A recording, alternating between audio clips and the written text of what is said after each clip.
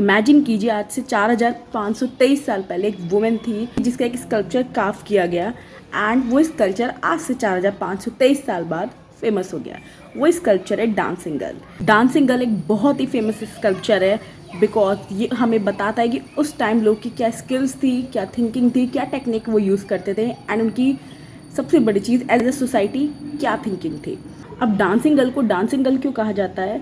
ये उसकी पोज की वजह से, जिस तरह का पोज उसने दे रखा है, जिस तरह के जेस्चर्स उसके हैं, तो ये को बोला जाता है कि वो डांस कर रही थी एंड वो थक गई थी, उसके बाद उसका एक पोज कैप्चर किया गया है। अब इसके आसपास भी काफ़ी थ्योरीज लाई करती हैं कि वो सच में डांसिंग गर्ल थी या क्या वो एक क्वीन थी जो एक विक्ट्री पोज दे रही थी। डांसिंग गर्ल की अगर बेसिक इन्फॉर्मेशन की बात करें तो सबसे पहले डांसिंग गर्ल को कहा जाता है नृत्यांगना।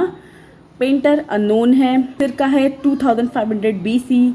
पीरियड माना जाता है Harappan period, Indus valley civilisation या Indus Saraswati civilisation. Finding site है यहाँ जहाँ से वो मिला है वो एरिया है मोहनजोदारो, प्रेजेंट डे पंजाब सिंध। जिसने डिस्कवर किया है वो है अर्नेस्ट मैकी जो कि एक ब्रिटिश आर्कियोलॉजिस्ट है। ये एक ब्रोंज स्कल्पचर है, इसकी टेक्निक है लॉस्ट वैक्स टेक्निक। साइज क्या है?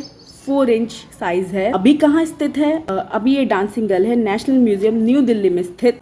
बेसिक बारे में बात करें तो काफ़ी इंपॉर्टेंट है। उस समय की technical skills, thinking and artist की क्राफ्टमैनशिप्स के बारे में बताता है।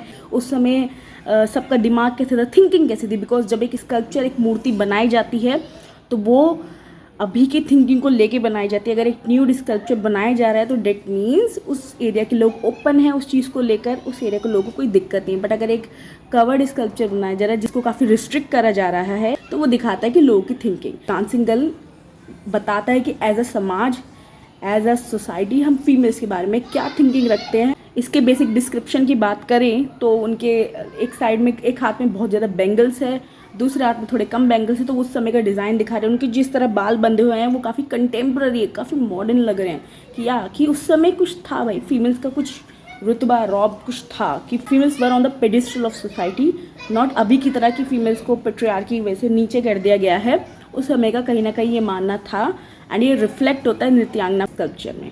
तो इसी के साथ आर्ट थ्योरी पढ़ते रहिए एंड एंजॉय कीजिए। Bye bye.